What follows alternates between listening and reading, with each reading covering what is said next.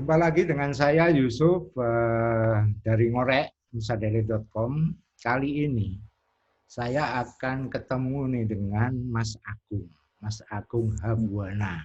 Nah ini Mas Agung Habuana ini adalah secara pekerjaan, dia itu menjadi kasih pengembangan ekonomi kreatif di Kota Malang. Tapi sisi lain, dia juga salah seorang yang cukup aktif menjadi pemerhati sekaligus menjadi orang yang selalu di depan nih dalam persoalan-persoalan pariwisata dan ekonomi kreatif di Kota Malang. Nah, kali ini saya akan ajak ngobrol beliaunya dengan santai seperti program kita ini. Apa kabar Mas Agung? Halo, kabar baik, Bos. Ini udah pulang kerja enak nih ya, nyantai-nyantai ini ya gitu ya. Iya, udah pulang kerja, udah makan, udah menikmati jam-jam santai di rumah. Oh gitu ya. Aku tadi sempat melihat nih, Mas Agung men-share ya ke grup-grup teman-teman ekonomi kreatif nih, kayaknya lagi meninjau rencana pembukaan bioskop nih, gitu ya. Nah, ini pasti ada kaitannya dengan persoalan COVID kan, yang nggak selesai-selesai nih sampai hari ini, ya kan? Nah, dari sisi Mas Agung apa yang bisa diceritakan itu? Ya, Pak Yusuf, memang hari ini kita memulai untuk masuk kepada bagian yang ditunggu-tunggu oleh teman-teman, khususnya di dunia kreatif, hiburan, seni pertunjukan dan lain-lain. Nah, untuk hari ini kita mencoba untuk melihat kesiapan bioskop untuk menjamin bahwa ketika bioskop itu dijalankan, ada protokol kesehatan yang menjamin bahwa penonton aman, pelaku aman, dan semua bisa menikmati dengan baik. Nah, inilah yang namanya kita melihat bahwa kesesuaian antara peraturan wali kota, khususnya Perwal nomor 19 tahun 2020, untuk hidup produktif di tengah pandemi. Artinya, ada usaha-usaha pariwisata atau usaha lainnya yang sekarang sudah mulai untuk membuka diri, membuka usahanya, namun harus tetap menjalankan protokol kesehatan. Nah, kita tadi melihat, memverifikasi di lapangan, apakah teman-teman pelaku itu sudah melakukan tugasnya dalam menjamin penyebaran COVID ini tidak meluas. Sehingga kita punya salah satu tempat hiburan yang aman dan sehat. Kira-kira kamu lah. Oh, kira-kira begitu ya. Oke. Nah, kalau sekarang aku balik mundur nih. Balik mundur ketika dari COVID Maret kemarin ya, sampai sekarang. Dari data yang dipunyai oleh pemerintah nih, terutama di dunia pariwisata dan kreatif, sejauh mana dampaknya sebenarnya di Kota Malang? Oh iya, bahwa ketika COVID itu mulai masuk dan melanda Kota Malang, kalau nggak salah di awal Maret atau pertengahan Maret, itu sektor pariwisata adalah sektor yang pertama kali terdampak. Jadi dampak pertama kali itu adalah sektor pariwisata. Khususnya teman-teman tour and travel, kemudian jasa pariwisata akomodasi, kemudian masuk ke usaha-usaha UMKM pendukung pariwisata, seperti oleh-oleh, souvenir, dan lain-lain. Nah, pelaku ekonomi kreatif yang terkait dengan usaha-usaha pariwisata, itu juga mau tidak mau terkena dampaknya. Sebagai catatan ini, Mas Yusuf, tahun 2019 kemarin, itu lebih dari 30% pendapatan asli daerah Kota Malang itu disumbang dari sektor pariwisata. Baru pada sektor hotel, restoran, kafe, dan hiburan. Belum lagi sektor-sektor lain yang menjadi ikutan proses ekonomi di sektor pariwisata. Contohnya kayak pelaku ekonomi kreatif, UMKM pembuat oleh-oleh, dan lain-lain. Itu belum terhitung. Artinya sumbangan ekonomi cukup besar di 2019 itu. Dan di awal 2020, ketika pemerintah itu menetapkan Bromo Tengger Semeru sebagai kawasan strategis pariwisata nasional, Kota Malang itu termasuk daerah penyangganya. Artinya kita akan mendapatkan limpahan dari situ. Namun ya namanya musibah yang tidak bisa kita hindari ya. Ternyata di bulan Maret satu persatu hotel itu melakukan tutup operasional. Teman-teman travel juga menghentikan operasionalnya, termasuk juga tempat wisata, destinasi wisata. Nah itu kita bisa bayangkan berapa banyak aktivitas ekonomi masyarakat terkait dengan pariwisata yang akhirnya turun. Kita contoh saja misalkan kampung warna-warni gitu ya. Kampung warna-warni dengan jumlah kunjungan rata-rata kalau hari weekend itu bisa mencapai 1.500 sampai 2.000 orang, dan weekday kurang lebih sekitar 500 sampai 800, itu tiba-tiba pengunjung tidak ada. Pendapatan masyarakat di kampung-kampung tematik, kampung-kampung wisata tiba-tiba menghilang. Hangus ya? Bakul kopi tiba-tiba tutup. Bakul sego goreng, bakul cilok, bakul macam-macam yang berada di kawasan itu tiba-tiba tutup. Karena mereka menghentikan aktivitas. Nanti kalau dihitung, waduh, cukup besar ini. Cukup besar. Nah, sektor pariwisata terdampak duluan. Nah, sekarang ini kita mencoba untuk mulai menggeliat. Mulai menata dengan kebiasaan baru, dengan protokol tadi. Nah, harapannya sih bisa mengembalikan. Harapannya seperti itu. Oke. Kalau dihitung kerugian, ya taruhlah begitu. 3 bulan terakhir. Kalau kemarin bahwa 2019 saja udah menyumbang 30%. Ya kan? Nah, kira-kira 2000 ini nyumbang berapa ini sektor ini? Kira-kira. Kalau melihat semuanya begini nih. Mulai Maret ya, mulai pertengahan Maret, itu okupansi hotel itu rata-rata itu 5%. Ada yang malah di bawah itu. Maret April itu 5%. Di bawah 5% juga banyak. Artinya untuk menutup operasional cost-nya hotel itu sudah nggak mampu. Sehingga kalau kita hitung berarti kita ada potensial loss untuk bulan Maret, April, Mei, Juni, 4 bulan itu anggap aja 0. Berarti kalau kita hitung di 2019 dengan data tahun 2019, kemungkinan kita sumbangan kita nanti untuk sektor pariwisata ya range-nya di antara 20 maksimum itu. 20% maksimum. Karena kita mengharapkan nanti di bulan Agustus, September sampai akhir tahun itu kita bisa naik. Tapi juga nggak berani terlalu optimis. Ya. Mungkin ya sumbangan kita ya 20% itu udah maksimum. Mungkin sekarang angkanya sekitar 10-15 itulah. Kira-kira itu nanti sumbangannya. Kalau prediksi saya begitu. Ya. Oke. Berarti potensial loss-nya cukup besar juga ya, gitu ya. Oke. Nah, ngomong new normal nih sekarang. Melangkah dari hari ini taruhlah begitu, atau prediksi juga ke depan. Gitu. Nah, kira-kira policy apa sebenarnya yang dibangun selain bahwa apa istilahnya protokol harus diikuti, ya kan?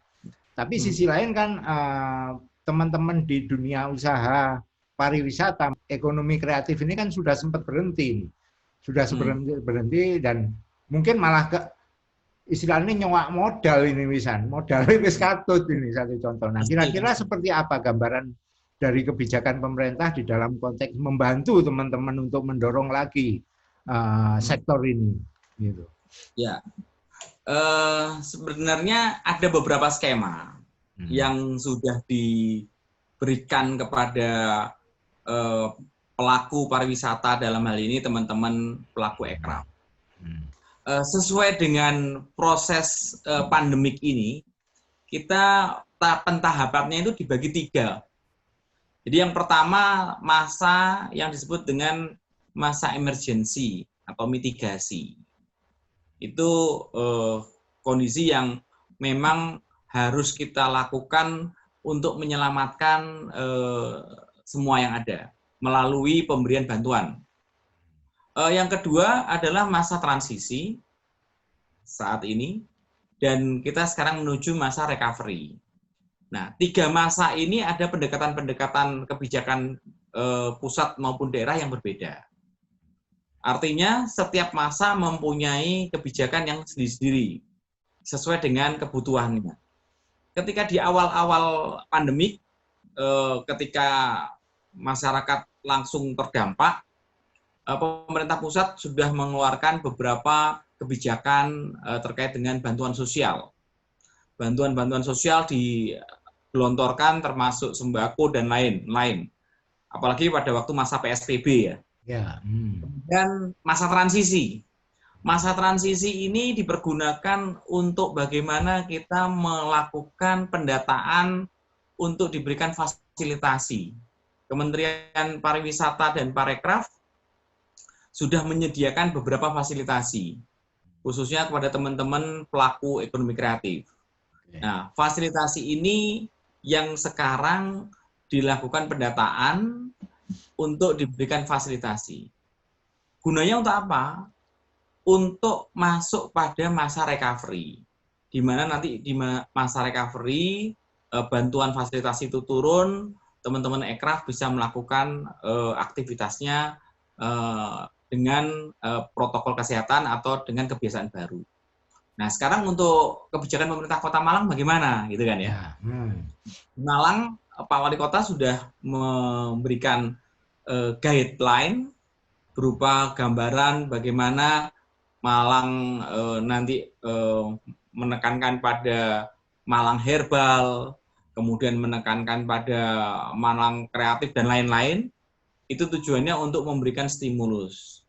Nah, yang paling penting lagi, ini yang paling penting lagi, ketika kita mengharapkan beberapa bantuan-bantuan seperti itu, rasanya bantuan-bantuan itu tidak akan pernah bisa memenuhi harapan. Karena seringkali kita juga tahu problema-problema pendataan, akhirnya salah sekamar, salah sasaran, itu seringkali terjadi. Nah, menurut hemat saya, pelaku ekonomi kreatif atau pelaku pariwisata itu adalah kumpulan orang-orang kreatif, kumpulan orang-orang yang mempunyai fleksibilitas tinggi. Nah, inovasi dan kreativitas ini yang sebenarnya perlu untuk didorong. Nah, saya hanya memberi contoh saja. Teman-teman pemandu wisata, ketika tidak ada tamu, tidak ada orang yang dipandu ke tempat wisata, akhirnya melakukan aktivitas yang menarik, yaitu membuat yang namanya virtual tour. Ya, virtual tour yang berbayar. Itu adalah salah satu yang dilakukan oleh teman-teman pemandu wisata. Sekarang bagaimana dengan teman-teman perhotelan? Ketika teman-teman perhotelan, tamu juga menurun dan segala macamnya, mereka membuka usaha atau memperkuat bisnis dalam food and beverage, menyediakan makan siang, menyediakan paket-paket layanan makanan yang memang selama ini hanya bisa dinikmati di hotel, mereka menyediakan makanan itu bisa dinikmati oleh masyarakat di rumah. Artinya ada pergeseran. Teman-teman oleh-oleh juga begitu. Yang biasanya jual di galerinya atau dijual di tempat-tempat yang sifatnya pusat oleh-oleh, sekarang mereka menggunakan jasa online, marketplace online. Dan ini menjalar ke semua aktivitas pelaku pariwisata. Saya juga melihat teman-teman seniman, gitu ya, teman-teman pelaku usaha pelaku subsektor ekonomi kreatif dalam subsektor musik misalnya, mereka mungkin konser-konser virtual. Mereka melakukan seni pertunjukan online. Nah, hal-hal seperti ini yang menurut saya akan lebih memberikan kemanfaatan yang bisa menjadikan kondisi yang sulit ini menjadi sebuah peluang. Termasuk juga bagaimana kita memanfaatkan kondisi lompatan industri 4.0 ini di dalam masa pandemi. Mungkin kita tidak pernah terpikirkan bahwa nyantai-nyantai ini bisa ngomong-ngomongan itu langsung ngobrol gini ya. Butuh aku nang ngomongnya sampean nang ngenku ketemu ya. Sekarang cukup dengan ngobrol pakai internet kita bisa melakukan aktivitas. Nah, itu yang mestinya kita lakukan. Nah, sekarang lebih jauh dalam konteks perkembangan ekonomi kreatif ya, ekonomi kreatif di Kota Malang. Berangkat dari 2019 dengan data yang cukup signifikan gitu kan. Terus ada pandemi. Pasti akan ada penurunan. Nah, sebenarnya konteks pertumbuhannya seni ekonomi kreatif di Malang ini seperti apa? Kalau kita mengacu akan bagaimana nanti konsep recovery itu akan kita munculkan nih, taruhlah begitu. Ya, ini menarik ini. Malang inilah gudangnya macan, Om. Oh, mana ya? Tarung semua. Darahnya kita ini, darah arek Malang ini darah DNA-nya DNA petarung. Jadi orang-orang kuat, orang-orang kreatif, orang-orang yang tough, yang gigih. Nah, ekonomi kreatif juga begitu. Ketika kita hanya berpikir bahwa ekonomi itu kita anggap sebagai kue gitu ya, roti gitu ya. Kalau kita hanya berpikir kuenya itu hanya kue Malang saja, ya akhirnya yang ada kita ya sikut-sikutan rebutan kue yang kecil tadi. Tapi kalau kita berpikir bahwa Indonesia atau internasional itu adalah bagian dari permainannya arek Malang, akan berbeda. Saya cuma memberi ilustrasi begini. Ke depan, mestinya kita harus memperbesar kuenya. Jangan hanya berpikir untuk kue sebatas Malang. Tapi kita memperbesar kue Jawa Timur, kue Indonesia, sampai kue regional Asia Tenggara, sampai dunia. Dan itu semestinya bisa kita dapatkan karena internet ini menghapus jarak, Om. Jarak kita hapus. Kemudian rintangan-rintangan geografis itu kita hapus semua. Nah, saatnya kita mencoba untuk berpikir bagaimana kita bisa melakukan kolaborasi tidak hanya antar arek Malang di Malang, tapi mungkin antar arek Malang yang ada di luar kota. Nah, atau arek Malang yang menjadi diaspora di negara lain. Ini menarik. Karena saya ikuti beberapa kali webinar dengan teman-teman yang ada di luar negeri. Malang sudah cukup terkenal, apalagi ada Bromo. Nah, namun mereka ingin eksplor lagi nih.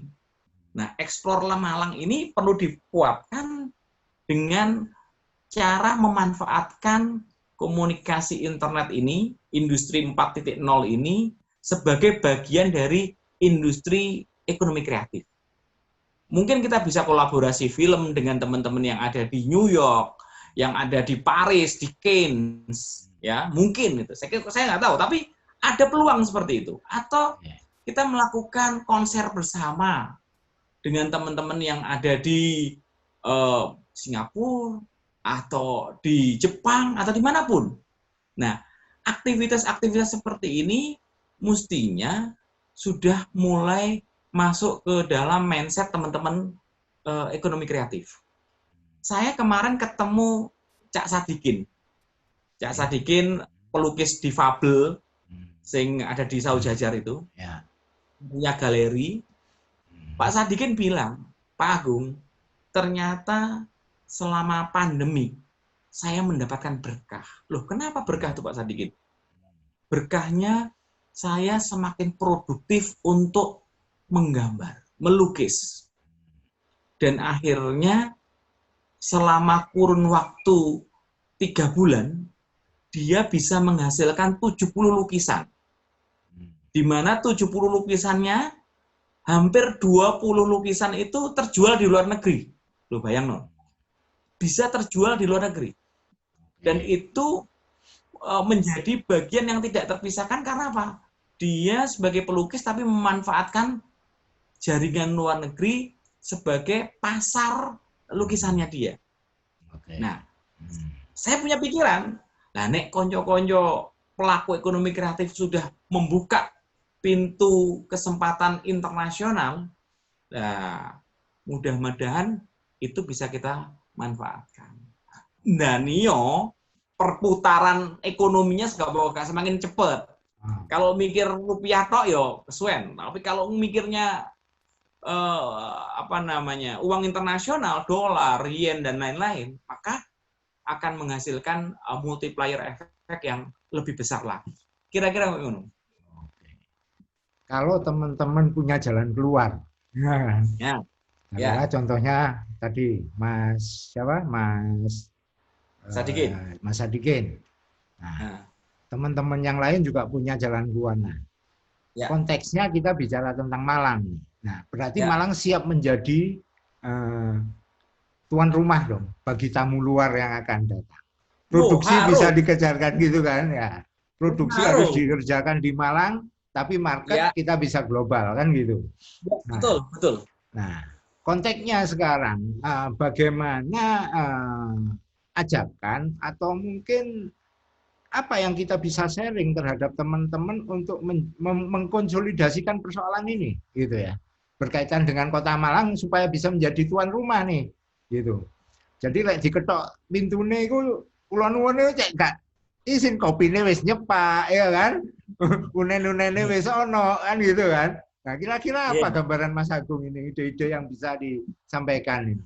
Gitu. Ya, sebenarnya ini sudah dilakukan oleh teman-teman di kafe. Teman-teman desain komunikasi visual dan teman-teman developer application developer or teman-teman yang bikin aplikasi. Itu sekarang pasarnya mereka itu sudah bukan Indonesia lagi. Orderan dari luar garap di Malang, kirim ke Eropa, kirim ke Singapura, kirim ke Amerika, kirim ke China. Nah, kemampuan seperti ini kita tularkan. Nah, saya punya gambaran begini. Malang itu ibarat gudang kreatif. Kita perlu bikin semacam gateway. Pintu masuk secara virtual atau secara online yang bisa membuat buyer dari luar negeri itu dari shopping gitu aja. Aku pingin shopping di kafe, desain. Oh, ternyata kita punya ini. Saya pingin shopping teman-teman yang berkesenian, ada semua. Saya ingin mendapatkan informasi mengenai teman-teman pemusik, mulai dari kelasnya yang sudah punya nama sampai teman-teman yang indies. Nah, kita belum punya marketplace seperti itu. Jadi marketplace itu kan ada yang di alam nyata, tapi ada juga di alam virtual. Virtual. Nah, untuk menembus jarak geografis dan segala macamnya itu kayaknya virtual menjadi pilihan yang baik. Nah, marketplace juga berarti kita masuk ke dalam dunia yang semudah kita mengorder pembelian online itu loh, kayak Shopee, Bukalapak dan segala macam. Tapi ini dalam kerangka ekonomi kreatif, sehingga pembeli jasa itu tinggal klik aja. Oh, aku bayar iki. Oh, aku njaluk iki. Aku tuku iki. Kira-kira kayak ngono. Ini menarik menurut saya loh ya, menurut saya gitu. Dan harus diwujudkan kayaknya itu ya, gitu. Harus gitu ya. Paling tidak ada planning mengurus sana, karena itu menjadi bagian dari recovery itu sendiri ya, gitu. Betul. Jadi marketplace nanti khusus namanya ini benak saya, mudah-mudahan nanti jadi apa namanya bisa langsung terwujud di tahun ini. Saya namanya Malang Creativity Marketplace. Nah, jadi kalau kita kan mau rame-rame bikin MCC gitu ya, gedungnya tok bermiliar-miliar, kita sebetulnya nggak butuh banyak biaya. Kita membangun marketplace khusus untuk ekonomi kreatif yang bisa langsung kita bawa ke dunia internasional. Mau seni pertunjukan bisa kita lakukan online, mau apapun bisa kita lakukan secara online. Dan itu berbayar. Luar biasa. Menurut saya begitu. Tinggal bagaimana kita bisa menyediakan kebutuhan-kebutuhan yang diinginkan oleh konsumen atau penikmatnya. Kira-kira kayak gitu. Oke.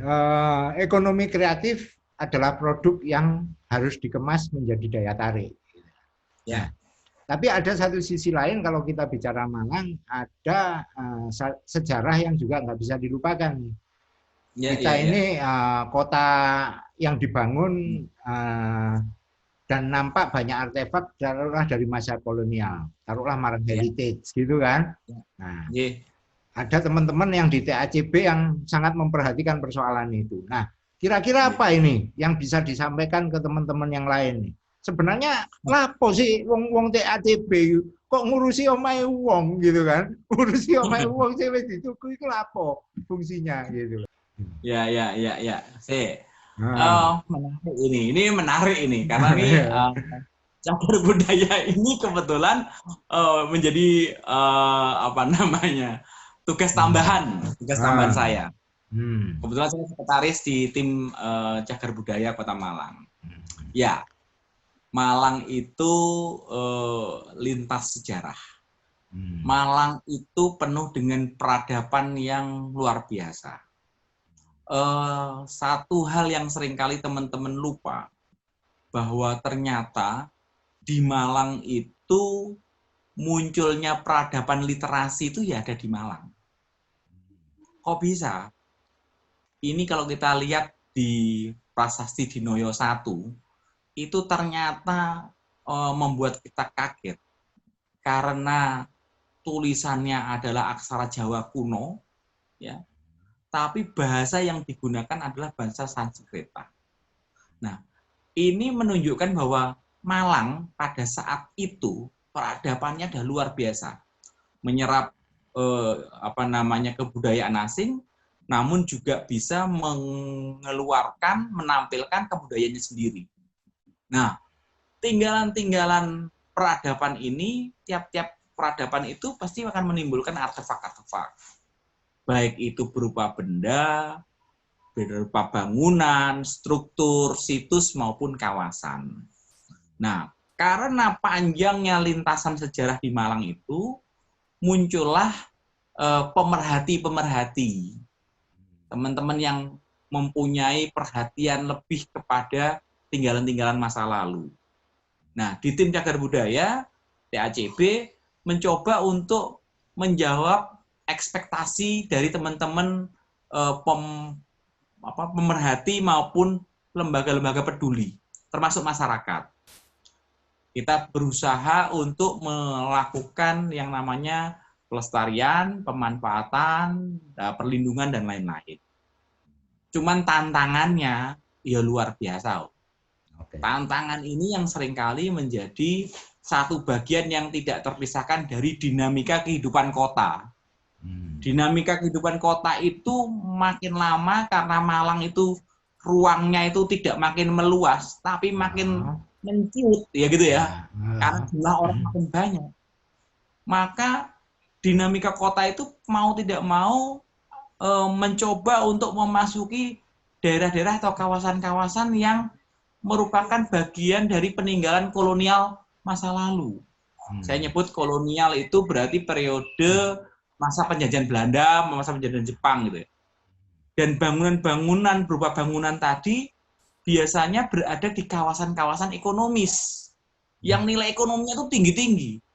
Karena Kota Malang berada di kawasan yang memang didesain pada waktu itu untuk 300.000 orang maksimum.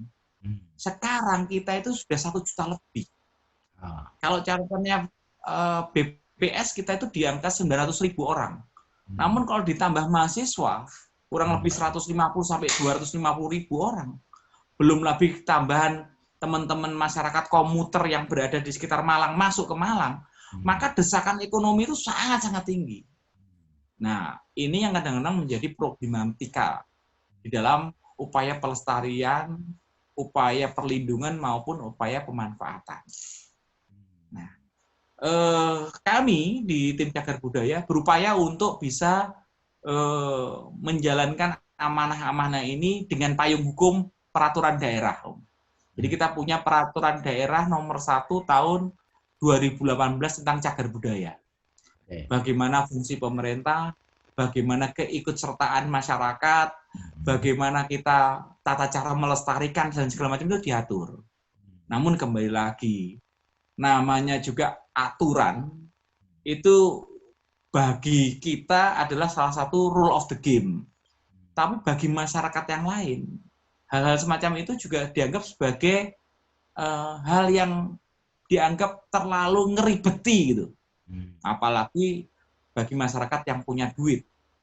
Loh, ini propertiku kok. Aku tuku larang-larang kok. Mosok ini gak oleh, ngono gak oleh.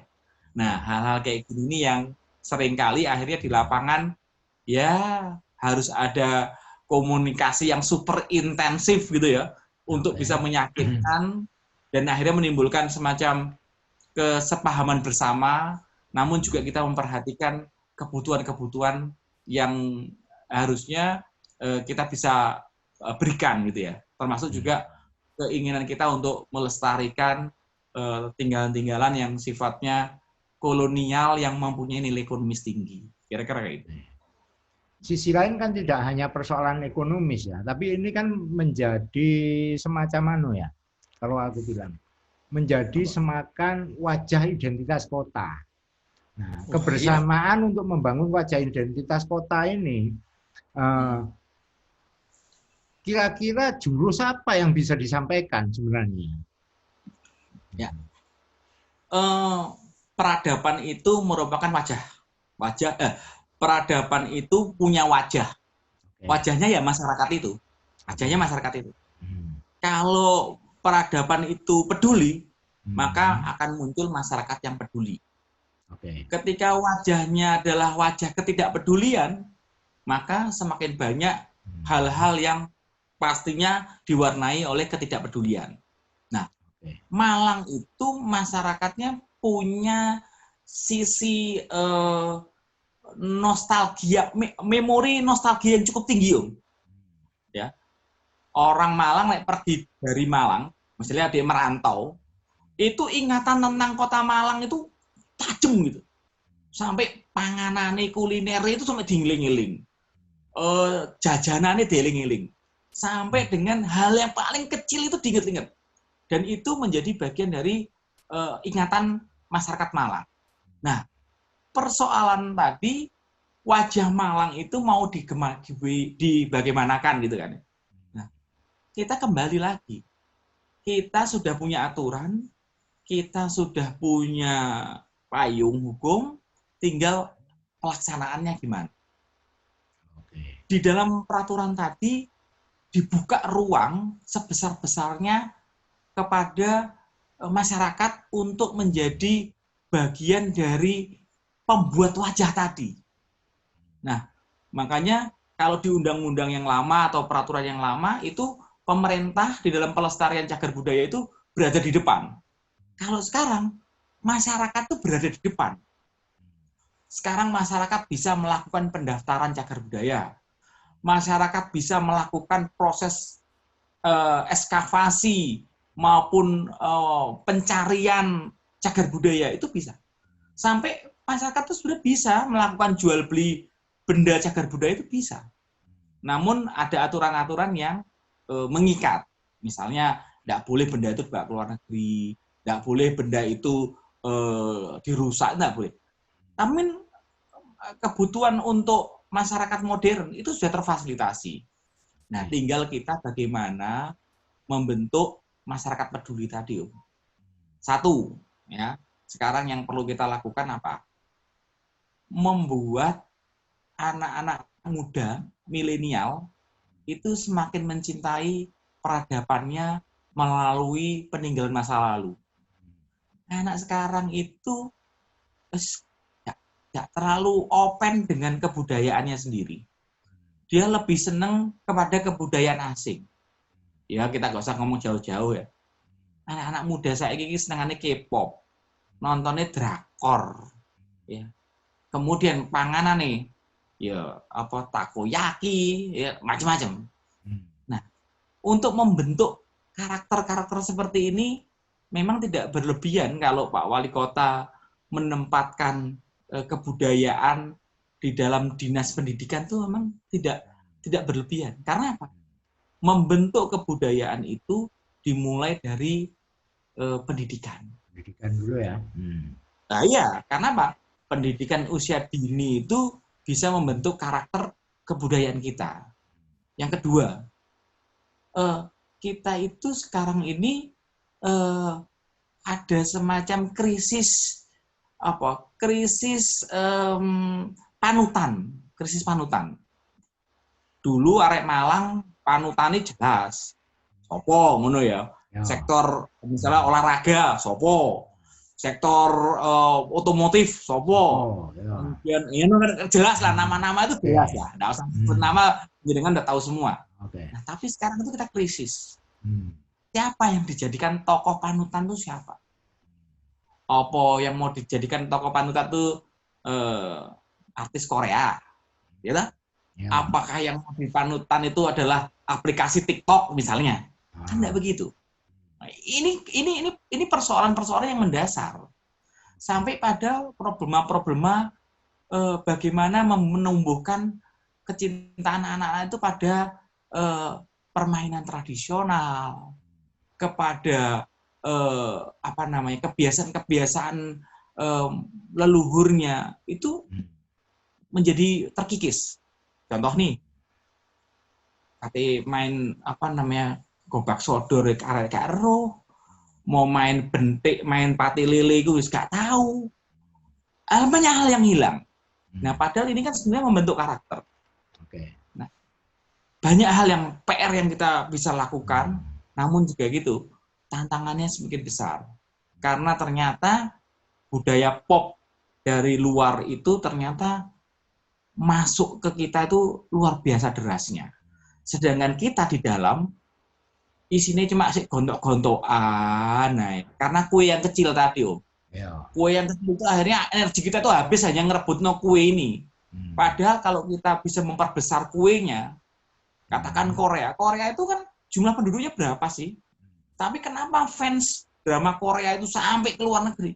Karena dia memperbesar kuenya. Nah, rek Malang yang ngono.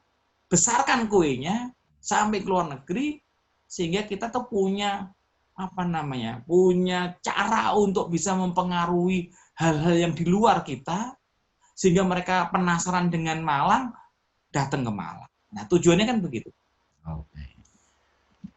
Sisi lain Malang ini mau sempat tak garis bawahi bahwa teman-teman Malang ini sebenarnya punya ingatan kolektif ya. Dengan ingatan kolektifnya teman-teman yang merantau pulang, datang, terus juga yang masih di sana masih ingat dan macam-macam. Nah, kira-kira apa yang bisa dirangkul dari konsep ingatan kolektif ini? Nah. Ya, menarik ini. Kita itu kalau setiap tahun, saya mengamati, kalau ini jangan ngomong pandemiknya, tapi yang kondisi normal. Kalau pas rioyoan, itu yang namanya reunian itu di Malang tuh luar biasa. Tiba-tiba ono reunian SD, reunian SMP, reunian SMA, sampai reunian kuliah, reunian jagongan, reunian cangkruan, sampai macam-macam. Sampai sektor-sektornya itu macam-macam. Biyen konco band, biyen konco taekwondo, biyen konco blakraan dan lain-lain. Ngelompok biuk. Dan itu posisinya juga lintas usia, Om. Mulai yang teman-teman yang usianya 50 ke atas, 60 ke atas, sampai sing mbah-mbah itu luar biasa. Nah, hal-hal seperti ini kan potensi nih, Ya, potensi. betul. Reunian tuh pas kan butuh tempat untuk berkumpul. Maka tidak berlebihan kalau di Malang ini banyak resto-resto, kafe yang sifatnya tematik. Ya. Ya. Karena restoran biasa nggak menarik, tapi tematik. Ada atmosfer yang bisa ditampilkan. Hotel juga begitu. Kalau sing reunian ku arek Malang, omae nang Jakarta, omae nang Samarinda, Kalimantan, sampai Sulawesi teko bluk. Hotel penuh kabeh. Mulih teko Malang butuh oleh-oleh.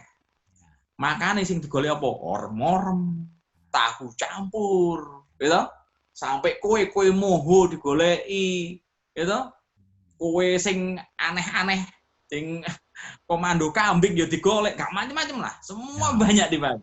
Nah, hal seperti ini mestinya menjadi peluang buat teman-teman ekonomi kreatif.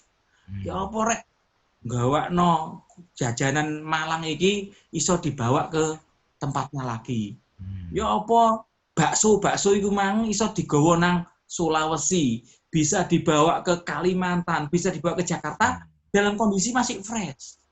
Mungkin kita perlu bikin bakso instan. Jadi bakso pentol di vakum dibawa untuk olah. Termasuk juga teman-teman yang menciptakan lagu, kemudian segala macam itu bisa dikemas menjadi bagian dari proses reuni itu sendiri. Nah, ingatan-ingatan kolektif ini yang menurut saya perlu kita mainkan sebagai bagian daya tarik. Makanya kita coba untuk mengembangkan namanya Malang Heritage. Nah, hal-hal yang zaman dulu kita pertahankan supaya itu menjadi daya tarik. Orang datang ke Malang masih eling, oh iya balik kota ngene-ngene. Oh iya balik kota ngono. Oh alun-alun mbiyen ngene. Nah, hal-hal seperti itu yang menjadi nilai ketika teman-teman Malang, arek Malang sing di luar kota masuk ke Malang untuk menyegarkan refreshing.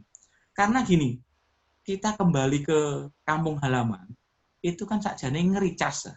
Ya. Ngericas ingatan, ngericas hati, ngericas mata untuk dibawa lagi berkreatif di tempat lain. Nah, di Malang harusnya bisa kita gunakan aktivitas tadi, reunian dan segala macam tadi menjadi sebuah aktivitas ekonomi. Eling lah di Sumatera Barat, ketika waktu itu gubernurnya siapa saya lupa, dia mengadakan gerakan namanya Gerbu Minang, gerakan Rp1.000 untuk Minang. Orang-orang yang datang ke Malang, datang ke Padang, bawa duit, investasi dan segala macam. Nah, saya ya gitu. Teman-teman sing mbiyen arek Malang di luar kota di mana-mana datang ke Malang, investasi dong, investasi, bikin sesuatu. Kita yang ada di Malang bikin wadah. Jadi nek ono investasi dari luar itu bisa kita jadikan sebuah bagian yang lebih besar lagi, sehingga nek arek Malang teko luar kota masuk, oh iya yo, biyen aku ngene-ngene, saiki tambah ngene, tambah apik. Lah, kayak ngono lho. Kira-kira seperti itu, kira-kirane. Tinggal kan persoalannya ide ada, tempat ada, produktif ada. Tapi masih banyak, kalau masih ada banyak yang berpendapat, oh, ya apa ini kok gregetan ini kok lambat ngono kesane. Kok padahal wis ono kabeh, wis nyepak kabeh, kenapa kok lambat ae. Lah pandangane Mas Agung kaya apa ini? Gitu. Alune. Iki lak ngene, kate masak bumbune wis ono anu tinggal siji sing kurang, kokine kan. Kokine. Koki itu yang jadi peran penting. Jadi menurut saya apapun yang wis cemepak itu akan bisa jadi kalau ada eksekutornya. Lah eksekutornya siapa? Kembali lagi yang tak bilang tadi di awal. Kita itu ndak punya tokoh-tokoh panutan nih loh. Yang iso ngerangkul arek-arek Malang ya. Potensinya arek Malang itu kudune iso dirangkul oleh tokoh yang memang punya kemampuan dan kapasitas serta kapabilitas untuk bisa ngerangkul iki kabeh. Ini yang perlu dibutuhkan. Ini yang dibutuhkan. kita punya sih pemimpin atau pemimpin formal kita punya. Ya toh. Tapi Ya. yang dibutuhkan kan tidak hanya sekedar itu. Tapi gimana ketokohannya itu mampu menjadi payung buat masyarakatnya, mampu untuk menjadi inisiator sekaligus eksekutor atas keinginan tadi semua. Wong barang wis cemepak. Ya. Bahan wis kabeh. Umpamane wong halo tinggal nggih sego goreng segone sono, mie wis sono, iki wis sono, tinggal cemplungno tok ya. Ya ini butuh orang yang mampu. Mampu secara kapasitas, kapabilitas, dan yang paling penting nomor terakhir komit. Nah, komit ini yang dibutuhkan. Ojo wingi ngomong ini, sesuk ngomong ngono, wis gak tepat. Nah, komitmen itu yang dibutuhkan untuk bisa menjembatani semua. Insya Allah lah, nek Malang punya tokoh seperti itu, mudah-mudahan banyak mendengar tapi juga melakukan. Tidak hanya banyak berkata, tapi banyak mendengar, banyak melakukan. Sing dibutuhkan arek Malang itu. Ya tak? Kira-kira seperti itu ya. Jadi nggak hanya butuh pimpinan formal, tapi pimpinan-pimpinan informal, baik itu dalam konteks ketokohannya, gitu kan, baik itu dalam konteks kepemimpinan di komunitasnya, iki sing perlu diajak bergerak bareng, gitu ya. Betul. Supaya Malang dang-dang, ngono ya.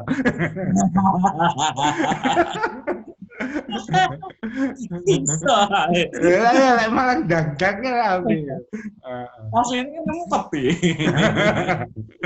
Oke Mas, oke, obrolan panjang banget, asik gitu kan, sambil guyon gitu kan.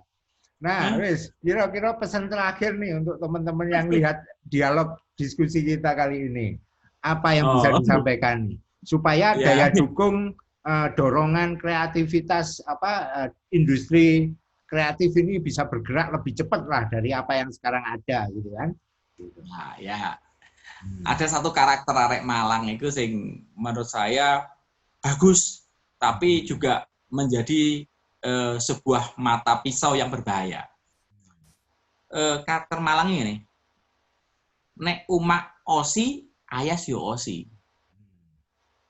Karakter seperti ini bukan untuk disandingkan apple to apple, tapi nek umak osi ngene, awak yo osi, ayas yo osi, tapi dalam konteks yang lebih besar.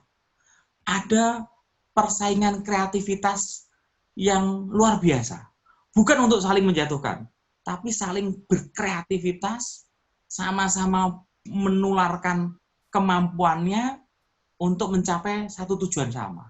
Jadi, umak osi, ayas osi, tapi seduluran saklawase.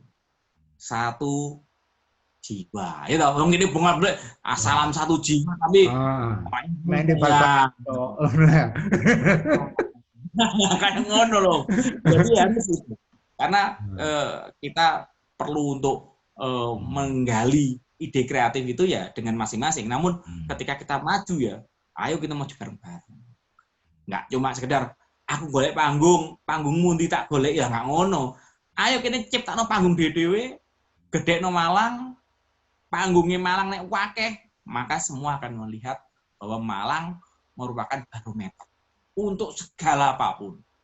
Kita yo pengen rek iki jarene besku mbiyen Malang niku jose olahraga, jose macem-macem.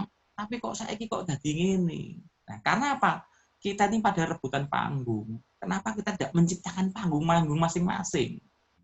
Ayas iso nggak panggung, ya umak ya iso nggak panggung. Ojo panggungnya Ayas aman ributin, enggak, tapi sama-sama bikin panggung.